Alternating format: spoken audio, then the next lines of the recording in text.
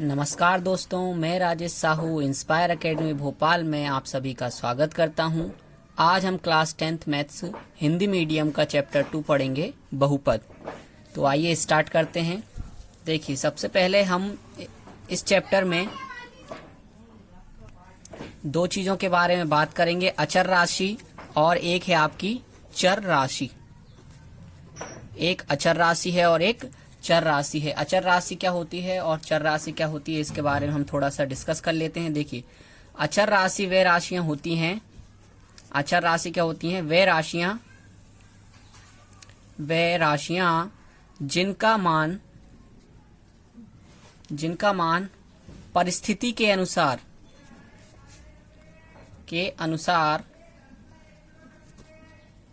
परिवर्तित नहीं होता है, वे क्या होती हैं? आपकी अचर राशियां होती हैं। तो ऐसी राशियां जिनका मान परिस्थिति के अनुसार बदलेगा नहीं बदलता है, उन्हीं को हम क्या कहते हैं? अचर राशि कहते हैं।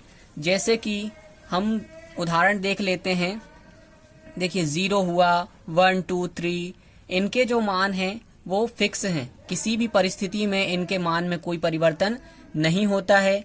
तो ये सब हमारी क्या हो जाएंगी? अचर राशियां हो जाएंगी।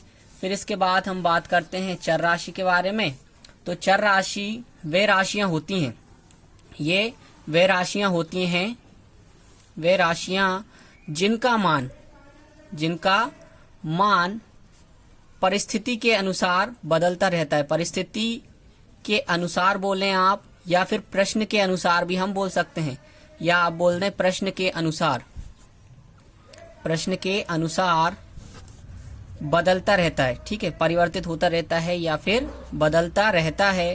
क्या कहलाती हैं? आपकी चर राशियां कहलाती हैं। देखिए, उदाहरण के लिए हम देख लेते हैं यहाँ पर x y z p q r s t u v w। आपने देखा होगा कि जब भी क्वेश्चन में x y z लिखा होता है तो कहीं पर x की वैल्यू अलग होती है, तो किसी दूसरी जगह पर x की वैल्यू कुछ और होती है। मतलब कि इन सभी की वैल्यू क्या होती है? बार बार बदलती रहती है। तो ये सब हमारे क्या हो जाएंगे? चर हो जाएंगे। और ये संख्याएं जो हैं, जितनी भी संख्याएं हैं, वो सभी आपकी क्या हो जाएंगी? अचर हो जाएंगी। सभी संख्याएं आपकी अचर होती हैं। ठीक, अब अगर हम बात करते हैं कुछ और उदाहरण के बारे में, तो देखिए, हम एक महीने की दिनांक लिखते हैं, मई 2020 की हम यहाँ पर दिनांक लिखकर देख लेते हैं। देखिए, अगर आपसे मई 2020 की दिनांक लिखने को बोला जाए तो आप कुछ इस तरीके से लिखेंगे 1 5 20, फिर 2 5 20, 3 5 20, और इसी तरीके से डैश डैश आप कहाँ तक लिखते जाएंगे? इसी तरीके से आप लिखेंगे 31 5 2020 तक। अब यहाँ पर देखिए, ये जो दिनांक है ये कौन सी है? ये दिन वाली दिनांक है।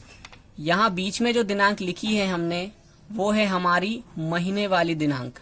ठीक, और यहाँ जो लास्ट में लिखी है वो है हमारी साल वाली दिनांक। तो यहाँ पर हम देखते हैं कि दिन वाली दिनांक क्या हो रही है? बार बार परिवर्तित हो रही है, बार बार बदल रही है। तो हमारे लिए ये जो दिन की दिनांक है, ये जो दिनांक है, ये क्या हो जाएगी? ये हो जाएगी दिन वाली दिनांक, आपके लिए हो जाएगी चर राशि। और महीने वाली राशि, अगर आप महीने वाली दिनांक के बारे में बात करें तो देखिए, यहाँ पर भी 5 है, यहाँ भी 5 है, यहाँ भी 5 है, और 31 तक ये 5 ही रहेगी, मतलब कि परिवर्तित नहीं होगी। तो ये क्या हो जाएगी हमारे लिए? ये हो जाएगी हमारे लिए अचर राशि। इसी प्रकार साल की अगर दिनांक की बात की जाए, साल की जो डेट है, तो देखिए 20 20 20 20, ये भी बदल नहीं रही है। तो ये भी क्या होगी हमारे लिए? ये भी अचर राशि होगी। ठीक, उम्मीद है आप अच्छे से समझ गए होंगे। और एक और हम दैनिक जीवन का उदाहरण लेते हैं। देखिए, दांत और बाल, ये दो उदाहरण हैं। देखिए, दांत एक बार टूट जाते हैं, इसके बाद जब आते हैं नए दांत, तो उनकी लंबाई बढ़ने के बाद क्या बार बार बदलती रहती है उनकी लंबाई? तो दांतों की लंबाई बार बार नहीं बदलती है, बार बार नहीं बदलती। इसका मतलब के मान में कोई परिवर्तन नहीं होगा। तो दांत हमारे लिए क्या हो सकते हैं? दांत हमारे लिए हो जाएंगे अचर। अगर हम बात करते हैं बाल के बारे में, तो बाल आप सभी को पता है कि रोज रोज इनकी जो लंबाई है वो क्या होती है? बढ़ती रहती है, मतलब कि इनके मान में परिवर्तन होता रहता है। तो इसीलिए बाल हमारे लिए क्या हो जाएंगे? बाल हमारे लिए हो जाएंगे चर राशि। तो आप बहुत अच्छे से समझ गए होंगे अचर राशि क्या होती हैं, जिनका मान परिस्थिति के अनुसार परिवर्तित नहीं होता या किसी भी परिस्थिति में मान बदलता नहीं है, वे आपकी अचर राशि होती हैं। और वे राशि जिनका मान परिस्थिति के अनुसार बदलता रहता है चर राशि कहलाती हैं। ठीक, चलिए आगे बात करते हैं हम। अब हम बात करेंगे बीजीय व्यंजक। बीजीय व्यंजक के बारे में, इसे हम बोलते हैं इंग्लिश में अलजेब्राइक एक्सप्रेशन। क्या बोलते हैं इसे? अलजेब्राइक एक्सप्रेशन बोलते हैं इसे इंग्लिश में। तो देखिए बीजीय व्यंजक जो है वो चर और अचर दोनों राशियों का क्या है? एक सम्मिलन है। फिर देखते हैं हम कैसे। देखिए आपके पास एक अचर राशि लिखी है और एक चर राशि लिखी हुई है। अब आपने क्या किया? चर राशि के ऊपर एक घात लगा दी। घात क्या लगाई आपने? आपने घात यहाँ पर लगाई है एक परिमेय संख्या। परिमेय संख्या अगर आपने घात लगा दी तो आपको जो रिजल्ट मिलेगा, जो परिणाम मिलेगा, वो होगा आपका बीजीय व्यंजक। वो क्या होगा? आपका बीजीय व्यंजक होगा। तो वो होगा आपका बीजीय व्यंजक। मतलब कि चर राशि और अचर राशि से मिलकर ही हमारे क्या बने होते हैं? बीजीय व्यंजक बने होते हैं। उदाहरण के लिए हम देख लेते हैं। देखिए अचर राशि मतलब कि कोई सी भी संख्या आप लिख सकते हैं, मैंने 2 ले लिया है। और चर राशि मतलब कि कोई सी भी XYZ आप लिख सकते हैं, मैंने Y लिया है। परिमेय संख्या के बारे में थोड़ी सी बात कर लेते हैं हम यहाँ पर। देखिए वे संख्याएं जो P/Q के रूप में होती हैं और यहाँ पर Q बराबर 0 नहीं होता है, वे आपकी क्या होती हैं? परिमेय संख्याएं होती हैं। इस चीज के बारे में हम चैप्टर 1 पढ़ेंगे तो उसमें बहुत ही डीपली बात करेंगे और आपको एक एक नंबरों का जो सिस्टम है वो समझ में आ जाएगा कि किसे हम वास्तविक संख्या क्या होती हैं या फिर प्राकृतिक संख्याएं क्या होती हैं, परिमेय संख्याएं क्या होती हैं। इन सब के बारे में आप जब चैप्टर 1 पढ़ाया जाएगा तो आप उसमें अच्छे से समझ लेंगे। ठीक, तो ये हो गया आपका एक एग्जाम्पल। हम देखते हैं बीजीय व्यंजक का। तो ये हो जाएगा 2 और y की पावर 2। ठीक, फिर अगला एग्जाम्पल हम ले लेते हैं 8 इंटू z की पावर आपने लिख दिया 3/2। तो ये हो जाएगा 8z की पावर 3/2। ये सब हमारे क्या हैं? ये सब आपके बीजीय व्यंजक हैं। क्या हैं? ये सब आपके बीजीय व्यंजक हैं। और इन बीजीय व्यंजकों को हम जब बात करेंगे बहुपद की, तो ये प्रत्येक बीजीय व्यंजक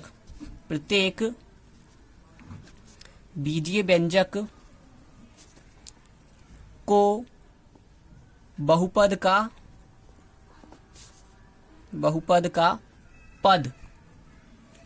पद कहते हैं। ठीक, मतलब कि जब आप बात करेंगे बहुपद के बारे में तो ये जो छोटे छोटे बीजीय व्यंजक हैं इन्हीं को हम क्या कह देंगे? इन्हीं को हम बहुपद के पद कह देंगे। अब यहाँ पर देखिए आप एक पद लिया हमने 2y की पावर 2। यहाँ पर ध्यान से देखिए, जो ये क्या है आपकी? ये आपकी अचर राशि है और ये आपकी क्या है? ये आपकी चर राशि है। अब इसमें जो अचर राशि होती है, अचर राशि को ही हम कहते हैं गुणांक या फिर गुणक। क्या कहते हैं? गुणांक या फिर गुणक। अचर राशि को ही हम कहते हैं। अभी समझ में नहीं आया होगा। देखिए अगर आपसे पूछा जाता है कि y² का गुणांक बताइए, इसमें y² का गुणांक बताइए, तो y² का गुणांक क्या है? यहाँ पर देखिए y² के आगे जो अचर राशि लिखी हुई है, y² के आगे जो अचर राशि लिखी हुई है उसी को हम उसका गुणांक कहते हैं। तो y² के आगे यहाँ पर 2 लिखा हुआ है तो इसी को हम कह देंगे इसका गुणांक। अगर आपसे पूछा जाए y का गुणांक लिखिए, तो क्या आपको यहाँ पर कहीं y दिख रहा है? तो y है ही नहीं, y नहीं है, इसका मतलब इसका गुणांक क्या हो गया? इसका गुणांक हो गया 0। एक दो और उदाहरण ले लेते हैं हम। आपसे पूछा जाए ZQ का गुणांक बताइए, ZQ का गुणांक क्या है? तो ZQ के आगे Z की पावर 3 लिखा है, इसके आगे क्या लिखा है? अचर संख्या क्या लिखी है? 8। तो हमारा Z क्यूब या Z की घात 3 का गुणांक क्या हो गया? 8 हो गया। इसी तरीके से और एग्जाम्पल ले लेते हैं हम। यहाँ बताइए पी स्क्वायर का गुणांक क्या है? तो यहाँ पर पी स्क्वायर का गुणांक आपका संख्या 10 है। तो आप इस चीज को बहुत अच्छे से समझ गए होंगे। ठीक, तो एक बार आप इस चीज को डबल से रिवीजन करें और जो जो हम पढ़ा रहे हैं उनके आप नोट्स बनाते रहें। वैसे हम कोशिश करेंगे कि आपको नोट्स की जो PDF है वो आपको प्रोवाइड कर दी जाए। ठीक, देखिए अभी तक हमने पढ़ लिया है अचर राशि के बारे में, चर राशि के बारे में और एक बीजीय व्यंजक के बारे में। अब हम बात करेंगे बहुपद के बारे में। किसके बारे में? बहुपद के बारे में हम बात करते हैं। तो देखिए बहुपद क्या होता है? बहुपद जो है एक विशेष प्रकार का बीजीय व्यंजक है। ये क्या है? यह एक विशेष प्रकार का, हम यहाँ पर परिभाषाएं भी लिख देते हैं साथ साथ, ताकि आपको किसी भी प्रकार की समस्या ना आए। यह एक विशेष प्रकार का बीजीय व्यंजक होता है जिसमें चर राशि, पता है आपको क्या होती है? चर राशि की घात एक पूर्ण संख्या होती है। एक पूर्ण संख्या होती है। पूर्ण संख्या से मतलब क्या है? यहाँ पर देखिए हम यही बता देते हैं आपको शॉर्ट में। पूर्ण संख्या को हम W से प्रदर्शित करते हैं और ये संख्याएं 0 से स्टार्ट होती हैं, 1 2 3 और आगे भी चलती जाती हैं और यहाँ कहाँ तक चली जाती हैं? ये अनंत तक चली जाती हैं। इस संकेत को हम बोलते हैं अनंत या फिर इन्फिनिटी। अनंत या इन्फिनिटी इसे हम बोलते हैं। ठीक, तो बहुपद क्या है? बहुपद एक विशेष प्रकार का बीजीय व्यंजक होता है जिसमें चर राशि की घात क्या होती है? एक पूर्ण संख्या होती है। हम इसका सूत्र लिख लेते हैं। सूत्र किस प्रकार होगा? सूत्र कुछ इस प्रकार होगा कि अचर राशि और इनटू में आपकी चर राशि, और चर राशि की घात क्या होगी? आपकी पूर्ण संख्या। पूर्ण संख्या मतलब कि 0 1 2 3 4 5 और कहाँ तक जा सकते हैं? ये अनंत तक जा सकते हैं। मतलब कि कितनी भी बड़ी संख्या इसकी घात हो सकती है। तो आपको जो परिणाम मिलेगा वो क्या होगा? वो हमारा होगा एक बहुपद। वो क्या होगा? बहुपद होता है। ठीक, फॉर एग्जाम्पल के लिए हम देख लेते हैं उदाहरण। यहाँ पर अचर राशि है तो अचर राशि आप कुछ भी लिख लो। मैंने 10 लिख लिया है। चर राशि आप कुछ भी लिख लो, P लिखा है हमने यहाँ पर। और पूर्ण संख्या मतलब कि या तो 0 होगी घात, 1 2 3 4 5 6 7 8 9 10, कुछ भी यहाँ पर आप लिख सकते हो। तो यहाँ पर हमने लिख दिया 6। तो क्या हुआ? आपको मिला 10 P की पावर 6। ठीक, ये आपका क्या है? ये आपका एक बहुपद है। क्या है?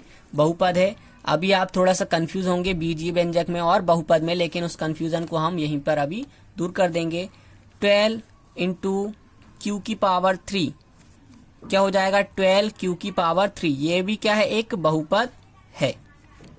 ठीक, अब हम बात करते हैं 100 x की पावर 8। तो यहाँ पर देखिए 100 x की पावर 8, ये भी क्या है आपका? ये भी आपका एक बहुपद ही है। अब हम बात करते हैं बहुपद और बीजीय व्यंजक को थोड़ा सा डिस्कस कर लें। यहीं पर देखिए ये बहुपद है तो ये बीजीय व्यंजक भी है। बीजीय व्यंजक भी है। ठीक, मतलब कि जितने भी आपके सारे बहुपद हैं, जितने भी बहुपद होते हैं, वो सभी के सभी आपके बीजीय व्यंजक भी होते हैं। क्यों होते हैं? क्योंकि बहुपद क्या है? बहुपद एक विशेष प्रकार का बीजीय व्यंजक है जिसमें चर राशि की घात क्या होती है? चर राशि की घात पूर्ण संख्या होती है। इसीलिए जितने भी आपके सारे बहुपद हैं वो बीजीय व्यंजक तो होंगे ही। तो ये भी क्या हो गया आपका बीजीय व्यंजक, ये भी क्या हो गया आपका बीजीय व्यंजक हो गया। अब एक और उदाहरण लेते हैं हम। 12 इंटू यहाँ लिखा y की पावर 2/3, तो क्या हो गया 12y की पावर 2/3। क्या ये एक बहुपद है? तो ये बहुपद नहीं है, बहुपद नहीं है। क्यों नहीं है?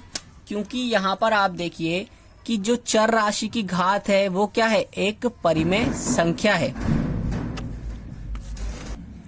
तो यहाँ पर घात एक परिमेय संख्या है, इसलिए ये क्या होगा, ये एक बहुपद नहीं होगा, ये एक बीजीय व्यंजक होगा। ठीक, ये क्या होगा, एक बीजीय व्यंजक होगा। इसका मतलब क्या है कि सभी बहुपद बीजीय व्यंजक होते हैं, बीजीय व्यंजक होते हैं, लेकिन एक सभी बीजीय व्यंजक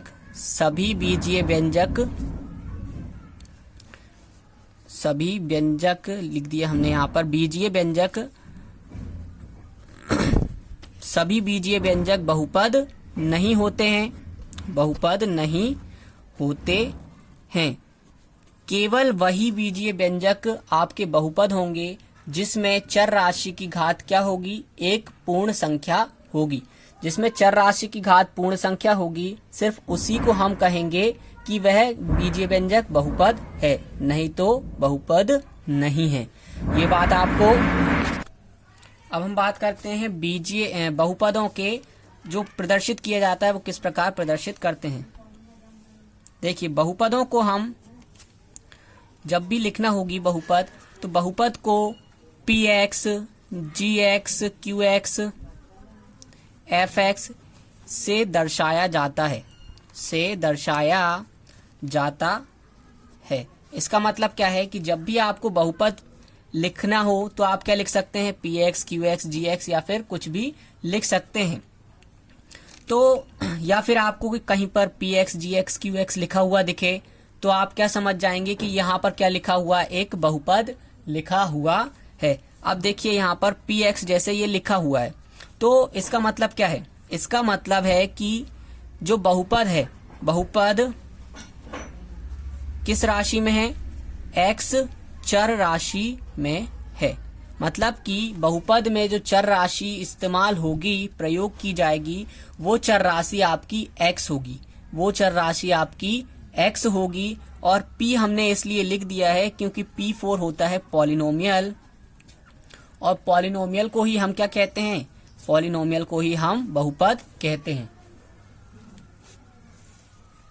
पॉलिनोमियल को ही हम यहाँ पर बहुपद कहते हैं।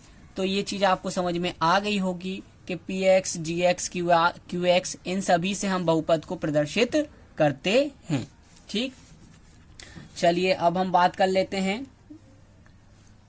बहुपद की। तो बहुपद की सामान्य रूप या फिर मानक रूप के बारे में बात करेंगे। बहुपद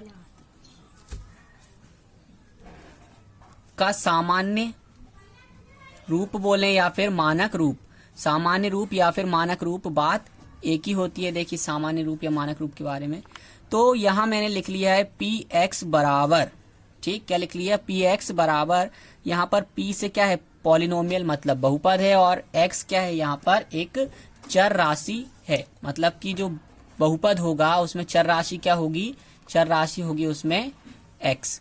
ठीक, तो यहाँ पर हम लिखते हैं इसका मानक रूप, मतलब कि किस तरीके से बहुपद को लिखा जा सकता है।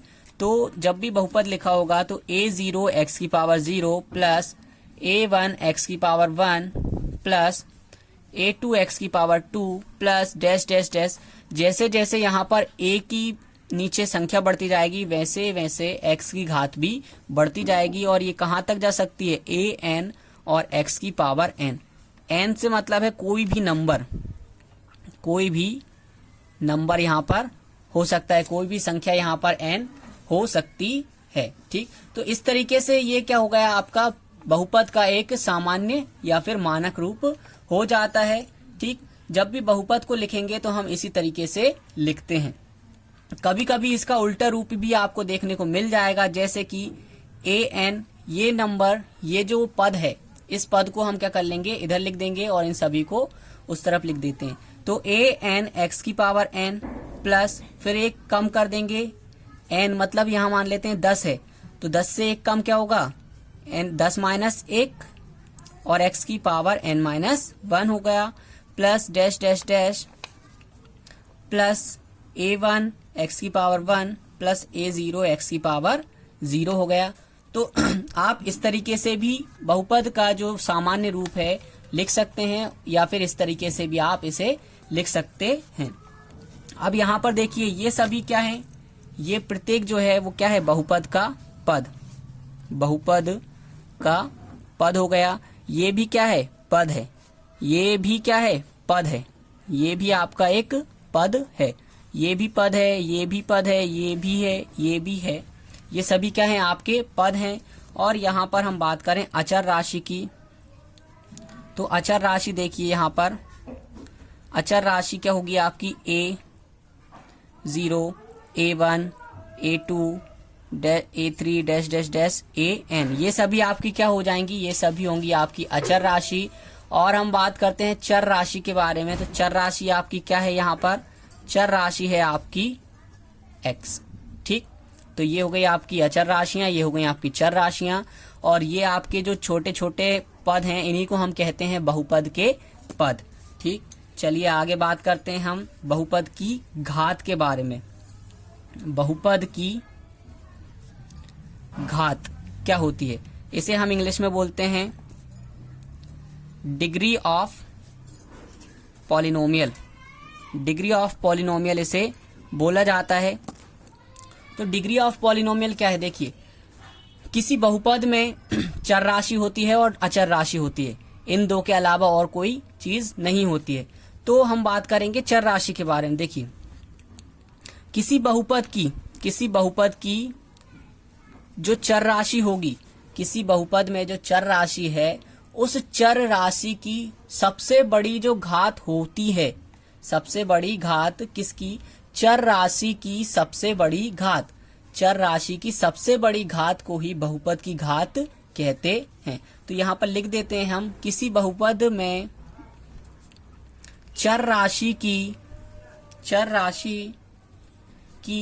सबसे बड़ी घात, या फिर लिखें हम उच्चतम घात को बहुपद की घात कहते हैं, बहुपद की घात कहते हैं, ठीक। आपको समझ में आ गया होगा कि जो चर राशि की जो सबसे बड़ी घात होगी उसी को हम क्या कहेंगे, उसकी बहुपद